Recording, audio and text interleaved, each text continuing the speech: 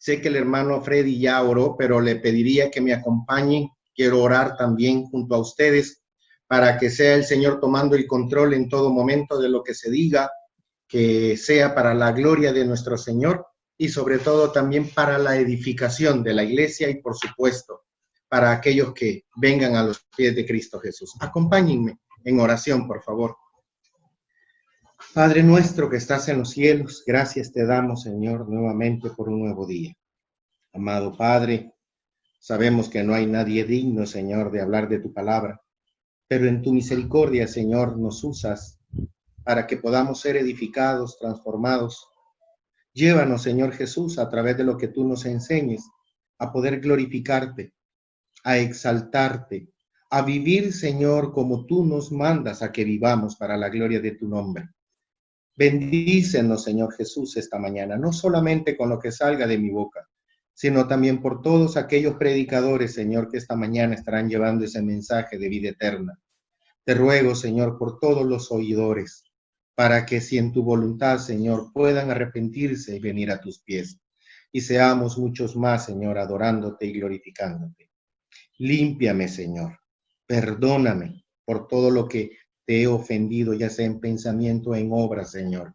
Y llévame, Señor, a que todo lo que diga sea conforme a tu palabra y por sobre todo, Señor, para que tu nombre sea exaltado y glorificado. Padre, gracias te damos y todo te lo pedimos en el nombre de Cristo Jesús, nuestro Señor y Salvador. Amén. Como bien sabemos, familia, hemos tenido el privilegio de estar estudiando el Sermón del Monte.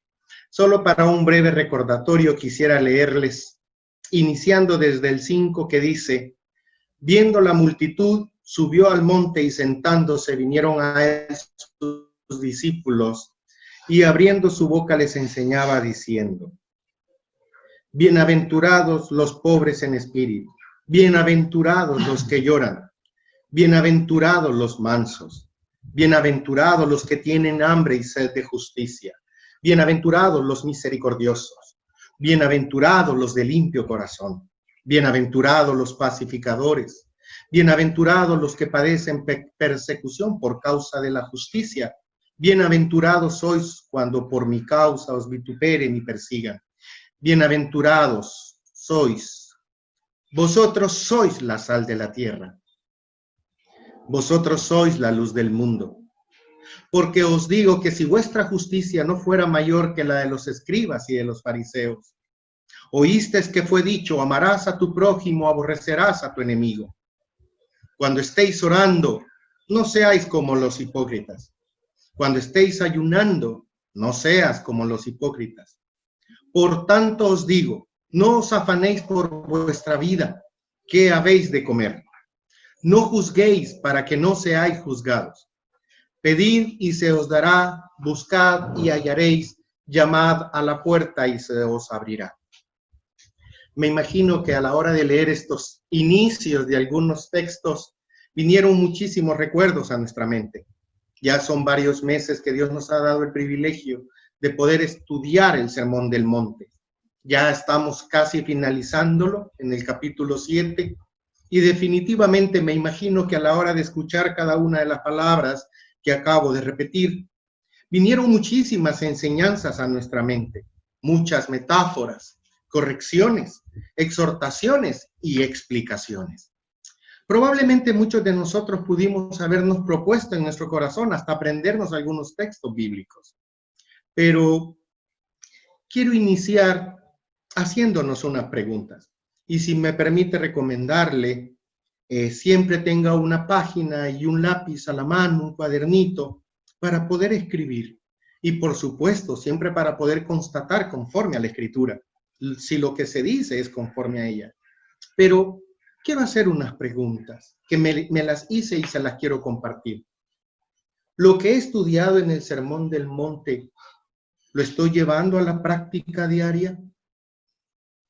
¿Realmente yo estoy viviendo el Sermón del Monte? ¿Realmente yo soy ese bienaventurado que habla el capítulo 5? ¿Realmente yo estoy haciendo la voluntad de Cristo Jesús reflejado a través de esta enseñanza?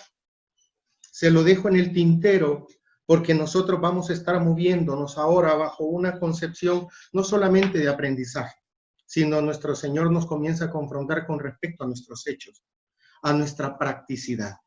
Así es que vamos a irnos al texto base, que por cierto hoy vamos a estar estudiando Mateo 5, del 21 en adelante, pero quisiera que me acompañen. Quiero leer desde el 13, que nos enseñó nuestro hermano, que lo expuso nuestro hermano Robertito, solamente para contextualizarnos. Vamos a leer desde el 13 y luego vamos al capítulo o al texto base.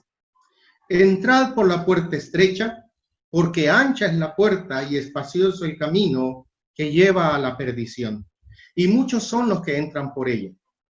Porque estrecha es la puerta y angosto el camino que lleva a la vida, y pocos son los que lo hallan.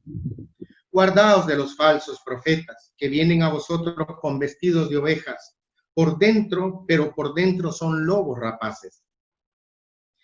Por sus frutos los conoceréis. ¿Acaso se recogen uvas de los espinos o higo de los abrojos? Así todo buen árbol da buenos frutos, pero el árbol malo da malos frutos. No puede el buen árbol dar malos frutos, ni el árbol malo dar frutos buenos. Todo árbol que no da buen fruto es cortado y echado al fuego. Así que por sus frutos los conoceréis. Como bien les decía ahora nuestro Señor Jesucristo, a partir del 21 en adelante, que son solo 3 versículos, pero importantísimos para la vida del cristiano y para el que vendrá a los pies de Cristo, nos empieza a mostrar que no solamente habla de la puerta estrecha con respecto a un falso maestro, sino también está hablando a un falso engaño, porque hoy vamos a estar viendo, muchos estudiosos le pueden llamar un autoengaño o una fe equivocada o falsa, del cual el Señor ahora finaliza este sermón mandándonos un mensaje de mucha tensión, una tensión del cual nosotros deberíamos temblar delante de este texto y por supuesto comenzar a evaluar. Nosotros estudiamos la vez anterior con respecto a juzgar, del cual está hablando de condenación, pero siempre el Señor nos manda a discernir. El Señor nos habló acerca de los falsos profetas, pero ahora nos va a estar hablando de un punto importante, que son los falsos profesantes o los falsos cristianos. Un tema que definitivamente nos lleva a ver los estándares que nuestro Señor Jesucristo establece para un verdadero cristiano. Ofrece muchas advertencias a través de todo el sermón y ahora nos confronta para evitar ese falso autoengaño espiritual de la salvación.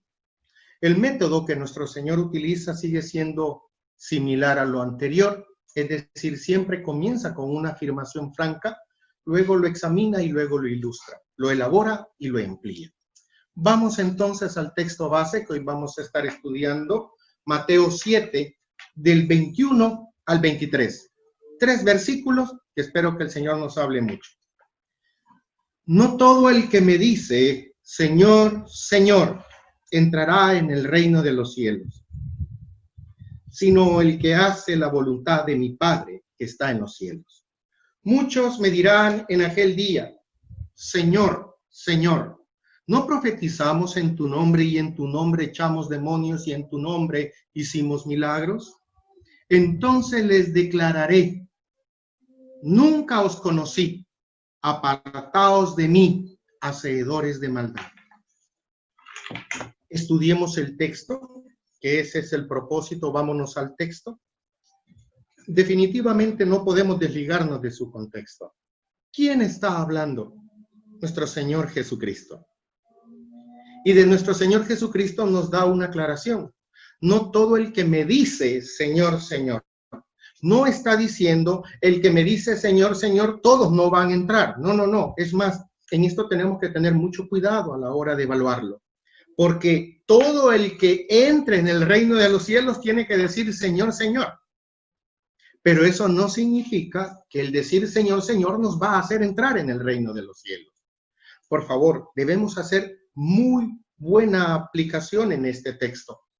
Por eso, todo cristiano confiesa con su boca, Señor, Señor.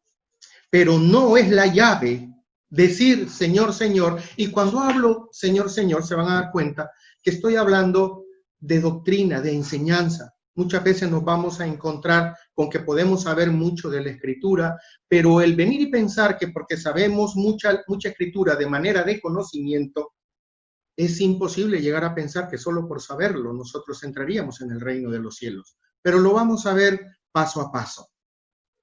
Señor, Señor, ¿tiene algún significado esta repetición o este énfasis?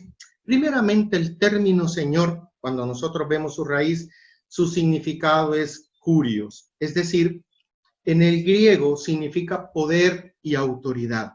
Y muchas veces en la Septuaginta, que fue la traducción que se hizo del hebreo o del griego del hebreo al griego, en una traducción, le llama a este término Kyrios, Señor, amo, o en algunos de los casos, el gran yo soy o Jehová. Entonces, cuando el término nos está explicando, cuando dice Señor, Señor, es una confesión de autoridad, de señorío en nuestras vidas. Pero ¿por qué hace esa repetición? ¿Será por casualidad o se presentó? Les cuento, no. Esa repetición tiene un propósito. En gramática se le conoce superlativo, pero cuyo propósito principal es hacer un énfasis. Este énfasis, ¿sabían ustedes que nuestro Señor también lo hizo a través de su palabra? Lo hizo nuestro Señor en Génesis 22:11, cuando dice que estuvo entonces el ángel del Señor y dio voces desde el cielo, Génesis 22:11 por lo que notan, y le dijo, Abraham, Abraham. También lo podemos ver en Génesis 46:2, cuando le dice a Jacob, Jacob, Jacob. Y por supuesto, el ya conocido Génesis 3, cuando Moisés se acerca a la zarza y el Señor le dice, Moisés, Moisés. Y también lo podemos ver en nuestro Señor Jesucristo en el Nuevo Testamento, repitiendo el nombre, diciendo, Simón, Simón. Este texto, el repetir el nombre, definitivamente tiene una connotación. Y esa connotación nos va a poder mostrar que cuando se hace eso en el Antiguo Oriente, demostraba familiaridad, amistad, conocimiento, relación. Cuando el Señor dice que va a haber esta repetición de muchos que estarán en su presencia, el Señor en su misericordia nos aclaró un poco más este tema. Es más, no solamente se limitó a Juan 7, sino también nos lo explica un poco mejor, o por lo menos lo complementa en Lucas 13, 22 al 30. Por favor, acompáñeme. Lucas 13, del 22 al 30. La Escritura dice, pasaba Jesús por ciudades y aldeas enseñando y caminándose a Jerusalén. Y alguien le dijo, Señor, ¿son pocos los que se salvan? Y en esto me detengo, porque si hay algo que es evidente, es el deseo del hombre de salvación. Muchos, y yo le aseguro, creo que toda la humanidad en sí, debido a la conciencia que todos contamos con ella, nos lleva a preguntarnos si habrá salvación o no habrá salvación, y uno de los principales deseos del hombre es llegar a conocer cómo poder ser salvo. Pues acá no queda exento. El Señor Jesús iba pasando con sus discípulos y alguien se detuvo y les dijo, Señor, ¿son pocos los que se salvan? Ni siquiera le preguntó cómo se salvan, sino él estaba hablando de cantidad. ¿Son pocos los que se salvan? Y aquí viene la respuesta de nuestro Señor Jesucristo cuando le dice, esforzaos a entrar por la puerta angosta, porque os digo que muchos procurarán entrar y no podrán. Si ustedes se dan cuenta, nos parece familiar este texto. ¿Por qué? Porque nosotros lo vimos y nuestro hermano Robertito nos los enseñaba el domingo pasado con respecto a Mateo 7:13. Acá no hay contradicción, hay complementación. Si usted se fija en Mateo 7:13, y si lo tiene a la mano, por favor, búsquelo. Mateo 7:13. Nuestro Señor, en el Sermón del Monte, hemos aprendido a través del transcurso del desarrollo de la enseñanza, de todo el sermón, que el Señor le está hablando a sus discípulos. No hay ninguna duda. Mateo 5, empieza diciendo que el Señor sentándose y sus discípulos llegaron. Y también hemos comprendido que esto es enseñanza y aplicación a la iglesia. ¿Por qué? Porque nadie puede ser pobre en espíritu si no es a través de Cristo Jesús. Nadie puede ser pacificador, nadie puede ser manso, porque sabemos que esta es una obra del Espíritu Santo. Entonces, cuando llegamos a Mateo 7:13, si usted puede observar el texto, dice, entrad por la puerta estrecha. Entrad. ¿Por qué? Porque el Señor nos viene advirtiendo, no seáis como los hipócritas. Cuando oréis, no oréis así. Cuando ayunéis, no ayunéis así. Si tu justicia es igual que los de los fariseos y los escribas, no podrás entrar en el reino de los cielos. Aquí en Mateo 7:13 nos dice, entrad por la puerta estrecha. Y luego nos explica el por qué. Porque ancha es la puerta y espacioso es el camino que lleva a la perdición. Y muchos son los que entran por ella. Y nos sigue explicando, porque estrecha es la puerta y angosto el camino que lleva a la vida. Y pocos, fíjense bien esta parte del texto, pocos son los que lo hallan. ¿Por qué dice esa parte? Porque hay que buscarla. No podría yo decir que deberíamos de excluir esa parte del texto. Esa parte del texto está ahí. Y esto es lo lindo de todo esto, porque saben ustedes que en Mateo 7:7, para los que nos están acompañando a través de la Escritura, es decir, unos versículos antes, dice la palabra, pedid y se os dará, buscad y hallaréis. Sigue siendo una orden. El Señor nos manda a pedirle. Nuestro Señor nos manda a buscar a través de la palabra, a través de la oración, a través de una relación con Dios para poder entrar y caminar por esa puerta estrecha que el Señor nos ordena entrar. Pero no solamente es venir, pararnos enfrente y decir, voy a entrar. La Escritura en Lucas nos enseña y nos dice, esforzaos. ¿Quién está hablando? Jesús. El mismo que nos enseña Mateo 7 nos está explicando en Lucas 13, que nos dice, si ya encontraste la puerta angosta, esfuérzate.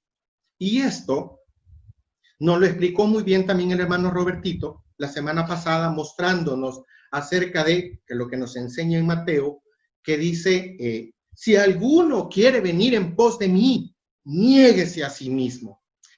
Realmente ese esfuerzo es negarnos a nosotros mismos, es dejar nuestra propia voluntad a un lado para que sea la voluntad de ese Señor, para que gobierne nuestras vidas. Por eso, familia, es muy interesante, por lo menos en Lucas 13, cuando empieza a hacer esa compilación de información que nos permite entender un poquito mejor Mateo 7, porque no solo se limita en eso, sino sigue explicando y nos muestra otra parábola. ¿A dónde?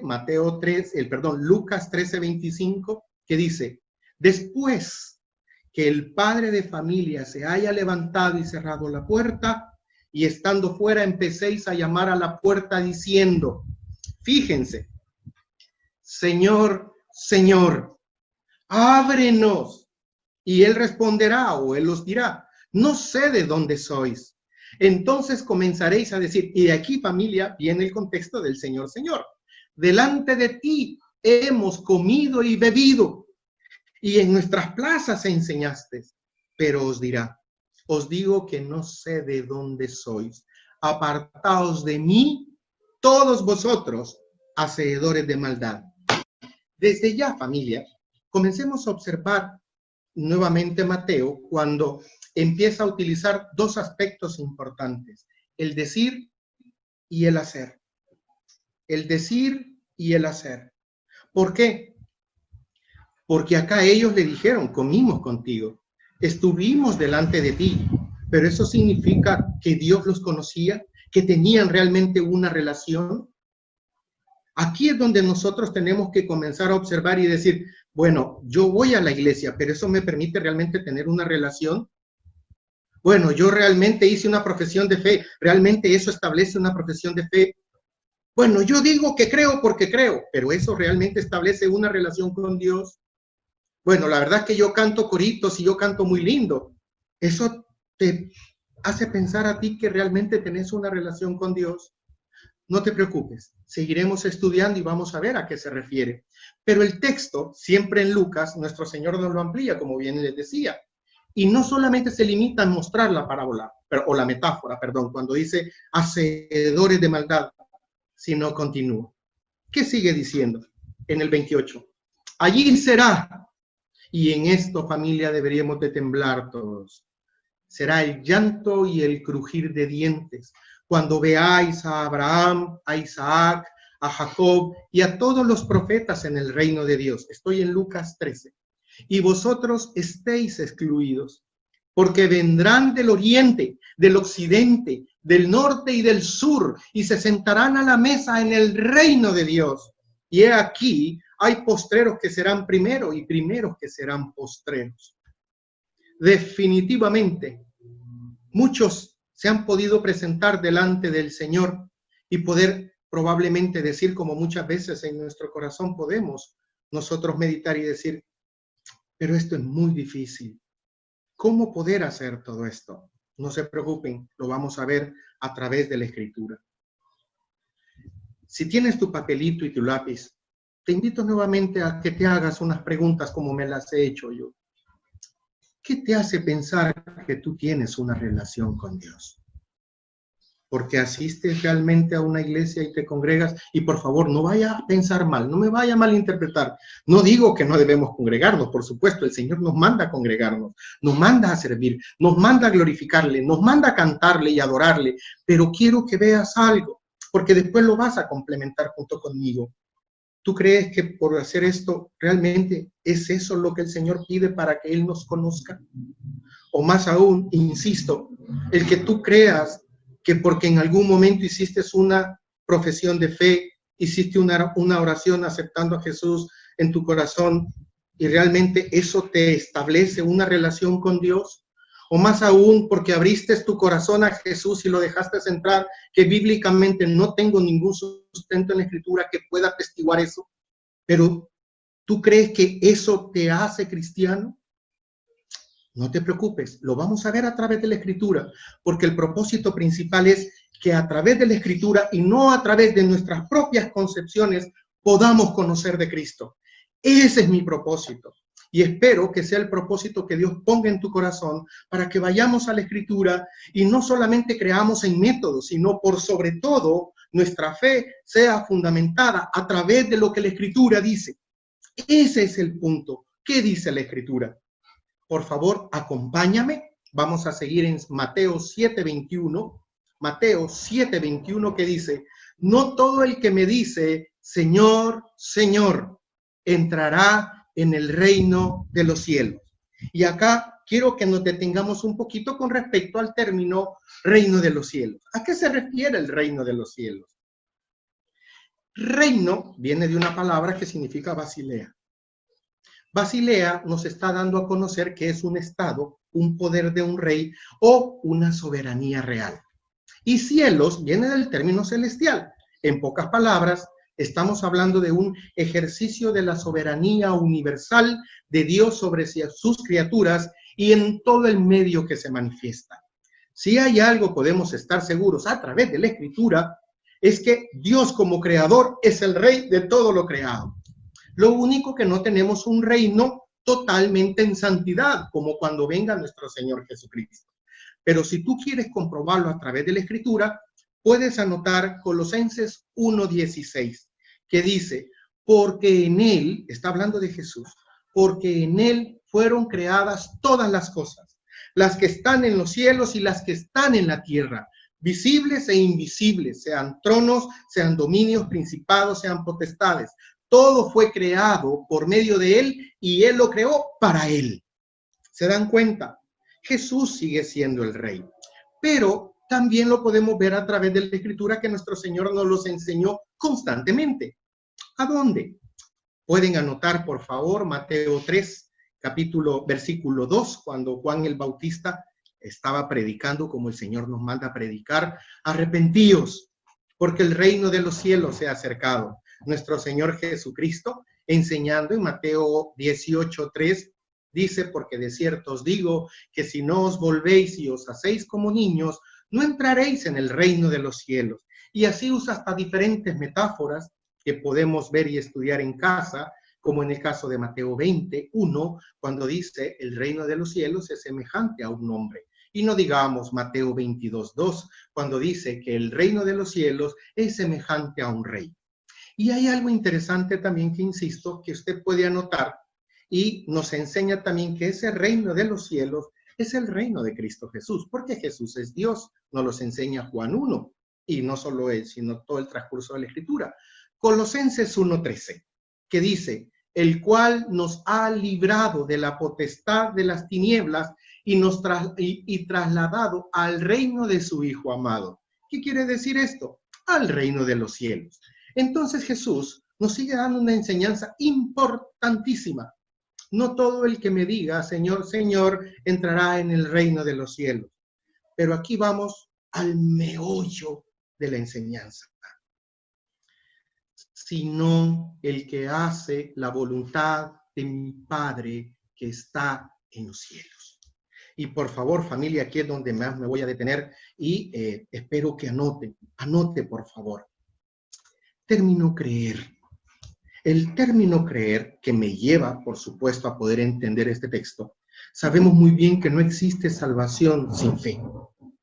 Nuestro Señor Jesucristo, en todas las enseñanzas que Él nos mostró, nos bendijo enseñándolas, el Señor Jesús siempre hablaba de creer.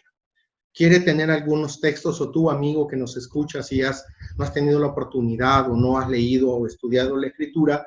Puedes anotar Juan 3:18, que Jesús dice: el que en él cree no es condenado, pero el que no cree ha sido condenado porque no ha creído en el nombre del unigénito Hijo de Dios.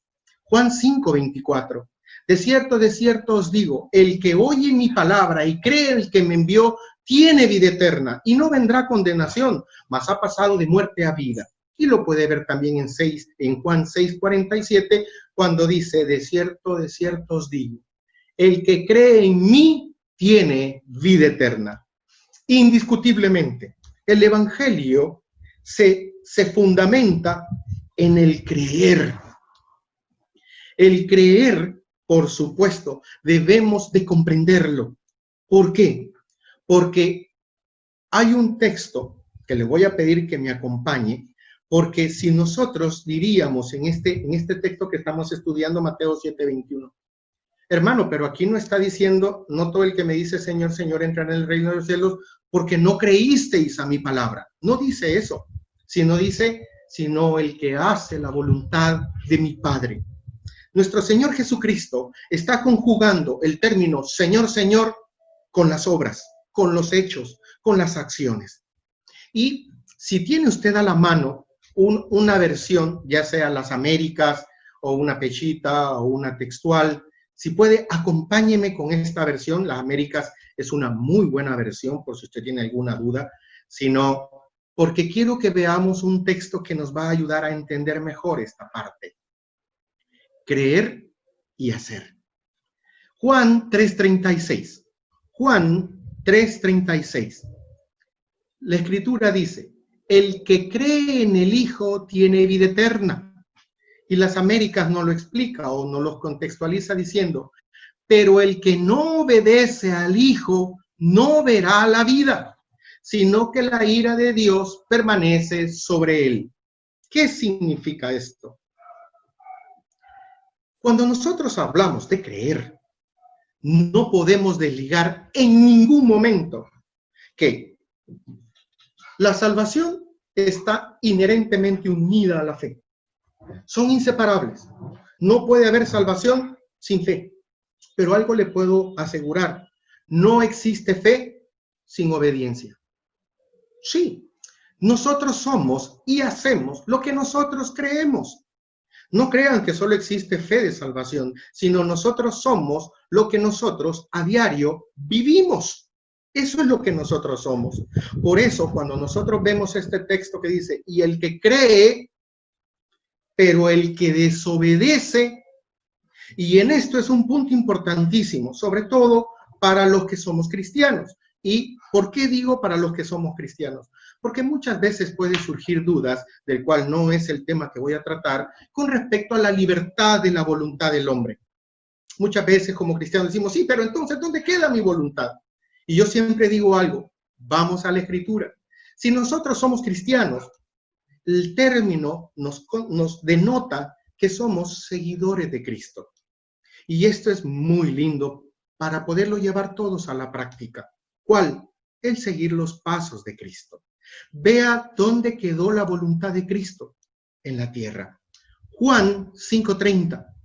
Juan 5:30. Dice la Escritura, no puedo yo hacer nada por mí mismo. Según oigo, así juzgo, y mi juicio es justo, porque no busco mi voluntad, sino la voluntad del que me envió, la del Padre. El hermano Robertito nos enseñaba la semana pasada diciendo, el ser cristiano no es sencillo, es negarnos a nosotros mismos. Ahí es donde vengo yo y le digo, ¿sabe, cristiano, verdadero cristiano, dónde ha quedado nuestra voluntad? A los pies de la cruz.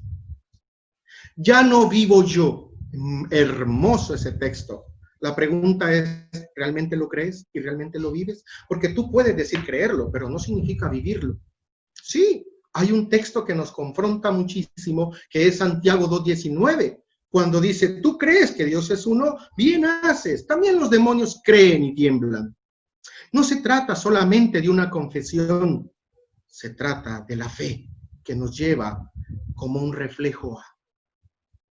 Entonces, probablemente nos podemos estar preguntando, hermano Fer, ¿cómo hago para obedecer? ¿Qué tengo que hacer para realmente poder llevarlo al ejercicio, a una vida práctica? Y quiero que lo veamos en dos puntos generales y luego nos va a llevar al mismo punto, que es obedecer. Primero, nadie puede entrar al reino de los cielos si nosotros no amamos a Dios y a nuestro prójimo. Sí. Acompáñeme, Mateo 22, 35 al 40. Y por cierto, le cuento, nuestro Señor lo aclaró en Mateo 22, 35 al 40, Marcos 12, 30 y Lucas 10, 27. En los tres evangelios nos dice, y uno de ellos, intérprete de la ley, preguntó para tentarle diciendo, Maestro, ¿cuál es el gran mandamiento de la ley? Y por favor, preste atención en esto. Amarás al Señor tu Dios con todo tu corazón y con toda tu alma y con toda tu mente. Este es el primero y gran mandamiento. Y el segundo es semejante. Amarás a tu prójimo como a ti mismo. De estos dos mandamientos depende toda la ley y los profetas. Creo que todos los hemos escuchado.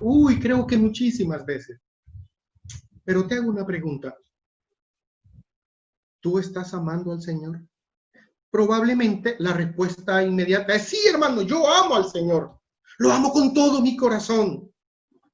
Ahora pasémoslo a través de la Escritura, porque somos seres de emociones. Por supuesto, las emociones están en nosotros, pero debemos ser seres de convicciones bíblicas, no de emociones como tal. No tienen que ser las emociones las que nos gobiernen, nos tienen que gobernar la palabra de Dios. Entonces, ¿qué tan importante es para Dios el amarle? Acompáñenme a Juan 14, 23, 24, Juan, capítulo 14, del 23 al 24. Respondió Jesús y le dijo, fíjese bien, el que me ama, mi palabra guardará, y mi Padre le amará, y vendremos a él y haremos morada con él. El que no me ama, no guarda mi palabra, y la palabra que habéis oído no es mía, sino de la que me envió. Y no le estoy diciendo que usted agarre una Biblia o un Nuevo Testamento, se lo eche en la bolsa y diga, vaya, mire hermano, que yo aquí guardo la palabra. No, espéreme, no está hablando de eso.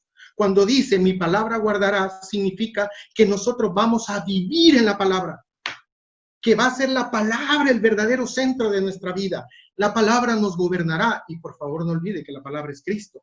Sino otro texto que le puede ayudar muchísimo en este punto es Juan 8:31, cuando dice que muchos que le habían creído en Jesús, Jesús se para y le dice, Juan 8:31 y 32, si vosotros permanecéis en mi palabra, ¿escuchamos eso, familia? Si vosotros permanecéis en mi palabra, seréis verdaderamente mis discípulos. Seréis verdaderamente mis discípulos. El cristiano no puede vivir lejos de la palabra. Imposible. El cristiano vive en Cristo, pero quiero que vea algo importantísimo.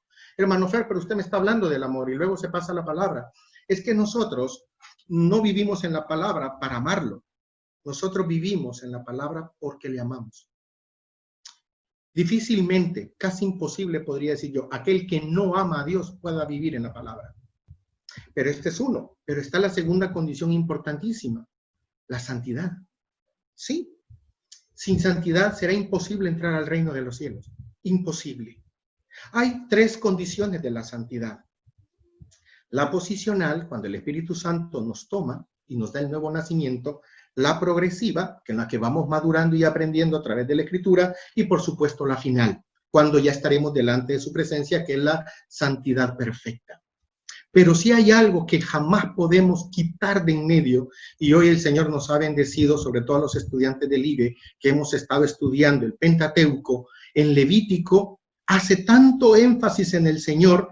Levítico 27, solamente le hablo de un texto. Santificaos pues, dice el Señor, y sed santos, porque yo, el Señor, soy vuestro Dios.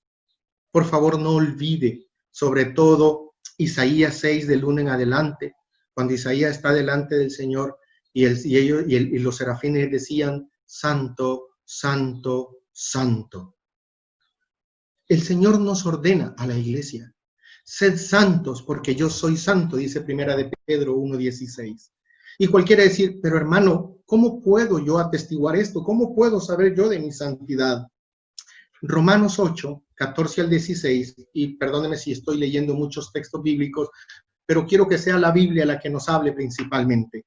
Romanos 8, 14, 16 dice, porque todos los que son guiados, es decir, todos los que son gobernados, todos los que son guiados por el Espíritu de Dios, estos son hijos de Dios.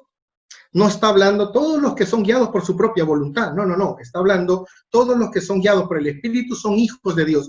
Pero no habéis recibido el espíritu de esclavitud para estar otra vez en temor, sino que habéis recibido el espíritu de adopción por cual clamamos, Abba Padre. El Espíritu mismo da testimonio a nuestro espíritu que somos hijos de Dios. Y por favor, quiero que vea algo importantísimo. No se trata de que, ay hermano, pero yo siento el Espíritu Santo en mí. No, yo te pregunto, ¿el Espíritu Santo te está llevando a los pies de la cruz a obedecer al Padre? Y digo al Padre porque el Padre le dio la doctrina, ya lo vamos a ver a nuestro Señor Jesucristo, y nuestro Señor Jesucristo nos la transmite a nosotros. Por eso, si hay algo que le puedo garantizar, es que esa fe, ese testimonio del Espíritu Santo nos va a llevar a la palabra. ¿Por qué? Porque también existe la santidad progresiva. ¿Qué significa esto? Que debemos madurar en el conocimiento de Dios. Juan 17:17, nuestro Señor Jesucristo en la oración sacerdotal nos dice o nos enseña en la oración que estaba haciendo con el Padre, santifícalos en tu verdad, tu palabra es verdad. Si ustedes se dan cuenta, tanto el amor como la santidad nos lleva a algo, a la palabra y a la santidad, a la palabra y a la obediencia. Ahora yo me pregunto, ¿cómo podemos hacer su voluntad? Muy buena pregunta, porque de esto depende muchísimo. Primero, quiero mostrarte que el requerimiento principal para poder hacer la voluntad del Señor es haber nacido de nuevo. Definitivamente. Como el Señor habló con Nicodemo, le dijo, te es necesario nacer de nuevo. Pero también quiero comentarte que cuando nosotros nacemos de nuevo tenemos una nueva naturaleza. Segunda de Corintios 5, 16, 17, pero solo te voy a leer el 17. Segunda de Corintios 5, 16, 17, y dice, de modo que si alguno está en Cristo, nueva criatura es. Las cosas viejas pasaron, y aquí todas son hechas nuevas. nos está diciendo que Dios nos da la capacidad, por habernos dado una nueva naturaleza en Cristo, un nuevo nacimiento santo, para poder ser santo. Y por supuesto, teniendo ya esta nueva naturaleza, oiga lo que podemos decir en 1 de Pedro 1:22. Habiendo purificado nuestras almas por la obediencia a la verdad, se da cuenta, siempre está implícito la palabra obediencia, mediante el Espíritu para el amor fraternal no fingido, amaos unos a otros entrañablemente de corazón puro, siendo renacidos no de simiente corruptible, sino de incorruptible, por la palabra de Dios que vive y permanece para siempre. ¿Se da cuenta? Siempre es a través de la palabra de Dios. Tú te puedes decir en tu corazón, bueno, yo no necesito nacer de nuevo para obedecer. Yo creo que si me esfuerzo muchísimo, no necesito recibir el Evangelio. No necesito rendir mi vida a Cristo, sino yo voy a leer la Escritura y voy a tratar de obedecerla porque yo puedo. Pero te cuento, es imposible. La Escritura nos enseña en 1 Corintios 2:14, pero el hombre natural no percibe las cosas que son del Espíritu de Dios, porque para él son locura y no las puede entender, porque han de discernirse espiritualmente. Así como también en 1 Corintios 1:18, que la palabra de la cruz es locura para el que se pierde. Por eso definitivamente, si hay algo, familia, que debemos descansar también, es en este texto hermoso que nuestro Señor nos los regaló, nos los dejó como herencia, Filipenses 2:12, y esto es hermoso porque no depende ni de su voluntad, ni de sus fuerzas, ni de nuestra capacidad, sino depende siempre de la misericordia de Dios. Dice, por tanto, amados míos, como siempre habéis obedecido, no como en mi presencia solamente, sino mucho más ahora en mi ausencia, ocupaos de vuestra salvación con temor y temblor, porque Dios es el que en vosotros produce el querer como el hacer por su buena voluntad. No se trata de los máximos capacidades, que lo trates de hacer bajo tus propios medios. No, lo que el Señor te pide es, rinde tu voluntad a mis pies. Rinde tu vida al Señor Jesucristo. Y no te preocupes, al comenzar a ir a la Escritura, Él va a comenzar a producir frutos en tu vida, como lo dice la carta de Juan 2:3, que dice, y en esto sabemos que nosotros le conocemos si guardamos sus mandamientos. Definitivamente. Y fíjense, familia, no sé si los que ya somos un poquito más de años atrás, nos hemos percatado que estamos en una generación de mucha información, de mucha tecnología. Es más, imagínense, ahora nos estamos comunicando por línea, lo que quizás cuando yo tenía 10 años, el teléfono era, si es que teníamos suerte que fuera de disco. Pero ahora no, la tecnología ha aumentado enormemente. Y con eso también la información. Ahora hay muchísima información. Ahora tenemos muchas versiones de Biblia. Ahora tenemos programas en la computadora que nos ayudan a comprender la Biblia. Pero esto es paradójico. ¿Sabe por qué? Porque en esta era es donde más ignorante muchas veces la iglesia es de la Escritura. Doloroso. Porque muchas veces gente ha salido y ha hecho encuestas en las calles y les preguntan, mira, y les hacen preguntas de la Escritura y nadie sabe, pero eso sí, son cristianos. Pero no puede ser así. ¿Se recuerdan cuando iniciamos con el Sermón del Monte? Bienaventurados los que tienen hambre y sed de justicia. Eso significa que somos los que estamos sedientos y hambrientos de conocer la voluntad de Cristo Jesús y nos la refleja en la Escritura. Por eso yo siempre insisto, vamos a la Escritura. En la Escritura está la verdad. Por eso en Juan 7:16, que es hermoso este texto, dice Juan 7:16, si puede anótelo, Juan 7:16. Jesús les respondió y les dijo, mi doctrina no es mía, sino de aquel que me envió. El que quiera hacer la voluntad de Dios, conocerá si la doctrina es de Dios. Amigo, no te vayas a engañar a sí mismo diciendo que quieres hacer la voluntad de Dios cuando no la conoces. Hermano en Cristo, si en tu corazón has dicho, no, pero yo amo al Señor y haré su voluntad, pero ni siquiera te tomas un tiempo para meditarla, para estudiarla, para que sea la Escritura gobernando tu vida, has estado en un grave error. porque Dios, según la primera carta de Pedro 1:2, dice, elegidos según la presencia de Dios Padre en santificación del Espíritu, para obedecer y ser rociados por la sangre de Cristo. Él nos ha preparado para obedecer. Su pueblo debe de obedecer. Y volviendo a Mateo, porque yo sé que ya el tiempo me comió, Mateo 7:22, voy a correr un poquito. Muchos me dirán en aquel día, Mateo 7:22, Señor, Señor, ¿qué significa ese día? Sabemos muy bien, lo puede estudiar usted en su casa, Mateo 25:31, todo el Mateo 25, y se va a dar cuenta que todo ser humano estaremos delante de la presencia de nuestro Señor. Y el Señor apartará las ovejas de las cabritas. Y eso será doloroso, porque muchos quedarán excluidos. Y nuevamente en el 22 dice, me dirán aquel día, Señor, Señor, ¿no profetizamos en tu nombre?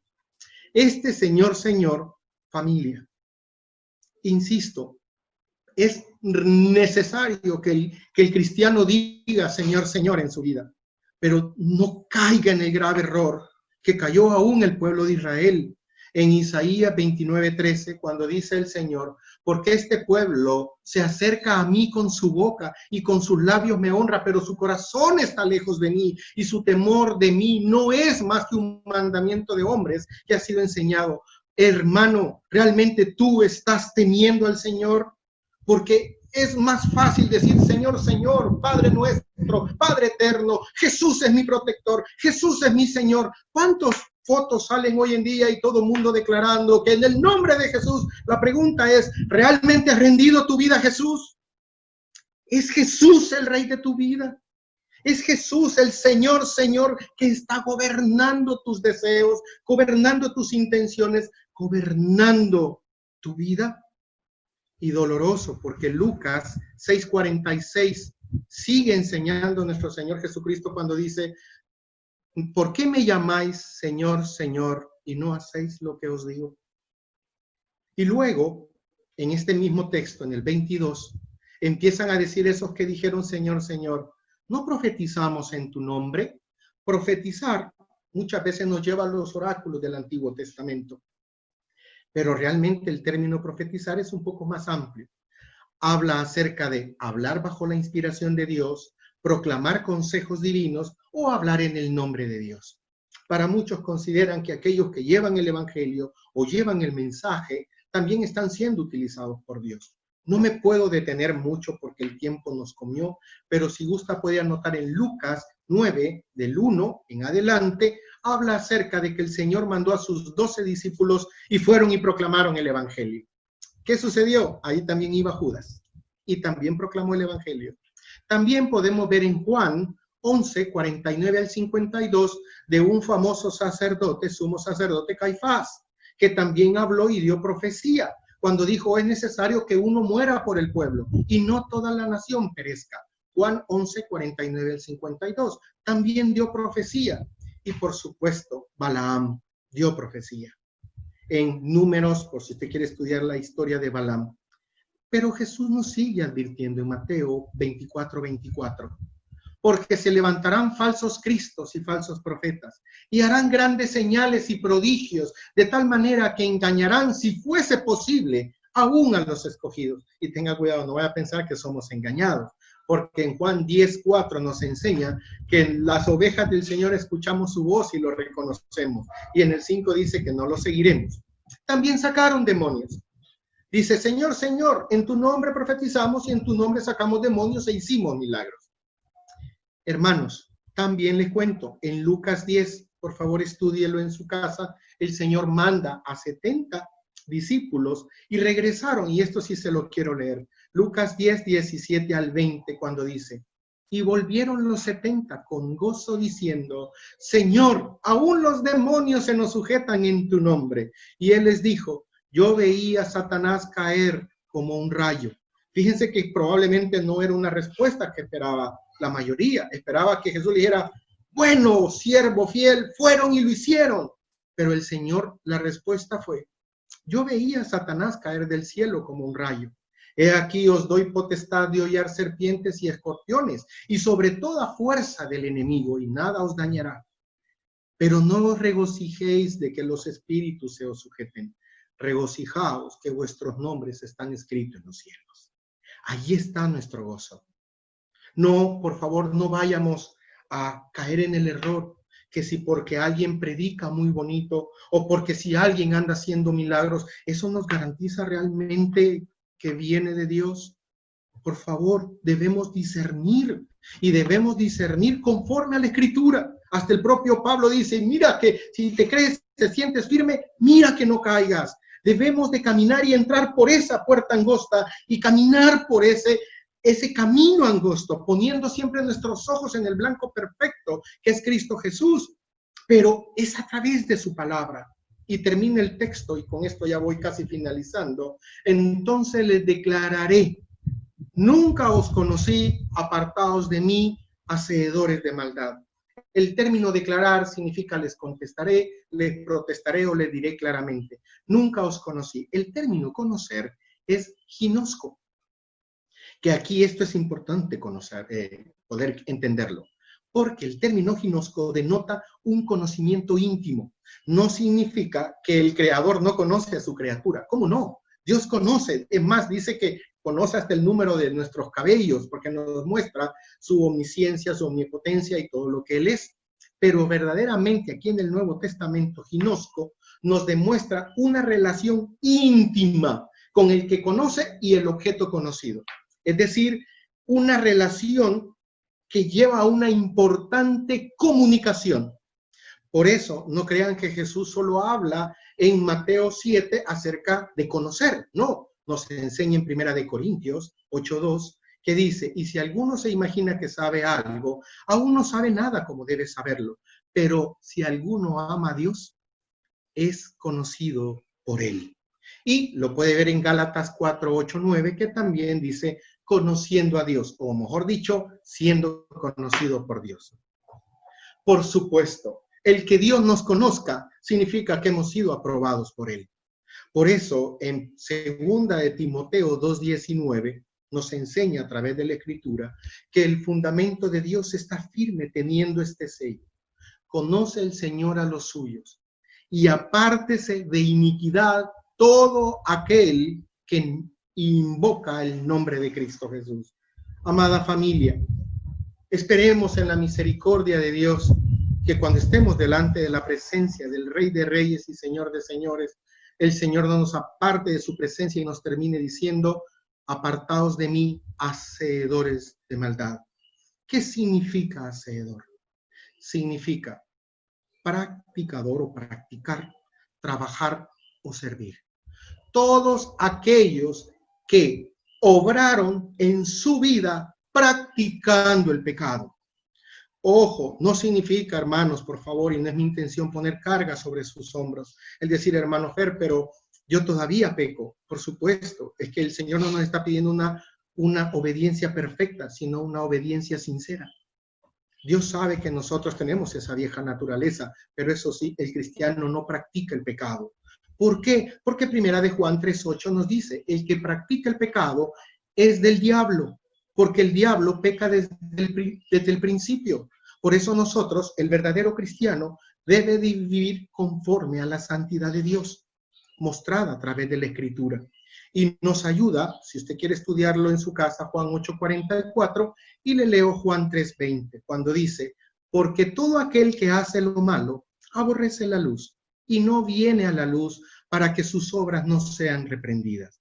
Mas el que practica la verdad, yo soy el camino, la verdad y la vida, dice nuestro Señor Jesucristo, viene a la luz para que sea manifiesto por sus obras que son hechas en Dios. Familia, termino con una conclusión. Normalmente las conclusiones en los estudios bíblicos nos llevan a una práctica.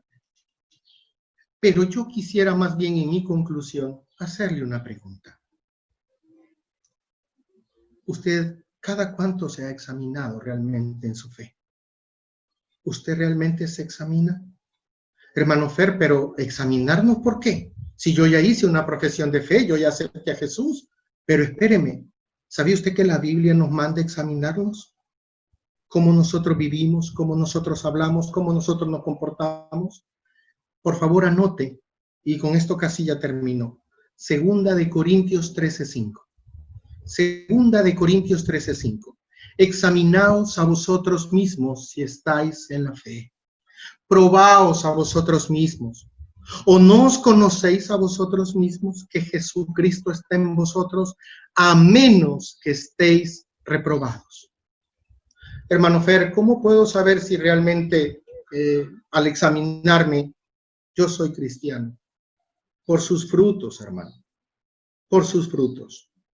Primero, si estás viviendo en la voluntad del Señor, ¿tú eres obediente? ¿Tú anhelas la obediencia? ¿Tú anhelas conocer realmente la voluntad de Cristo? Segundo, te lo dejo para que lo puedas ver tranquilo más tarde. Gálatas 5:22, los frutos del Espíritu. ¿Cuánto amas? Y no solo amor, continúa. Y por supuesto, primera de Juan 1:6, que si tú andas en comunión con Él, te aseguro que tú andarás en la luz y amarás a tu hermano. No podemos decir que si los frutos buenos están, el árbol bueno tiene que estar. Pero si los frutos malos, no podemos decir que hay árboles buenos. El árbol bueno da frutos buenos y el árbol malo da frutos malos.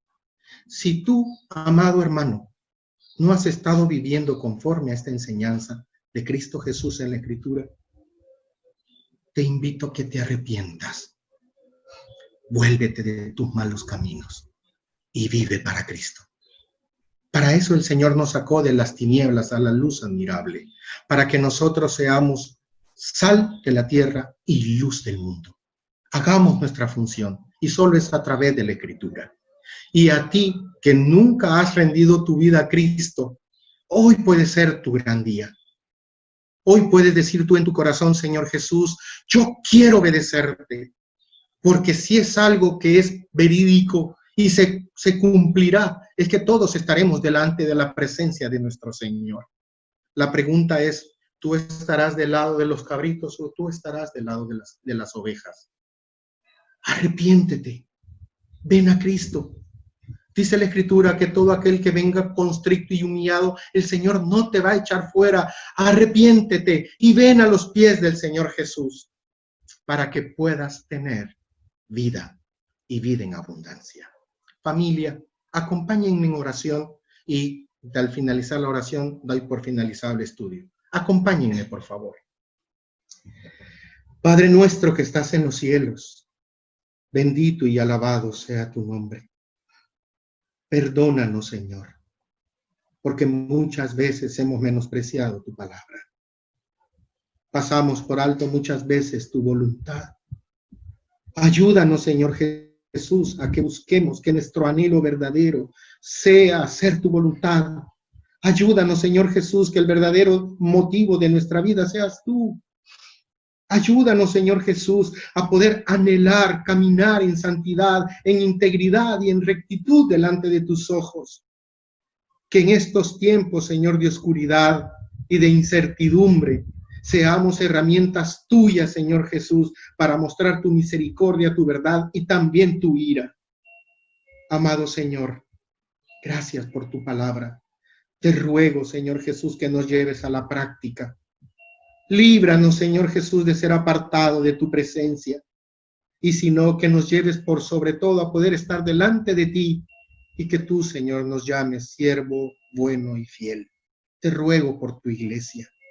Te ruego por cada uno de nosotros, Señor Jesús, y te ruego por todos los que escuchan tu palabra. Atráelos a tus pies, Señor Jesús, y que puedan nacer de nuevo. Padre, gracias te damos. Gracias por tu palabra. En el nombre de Cristo.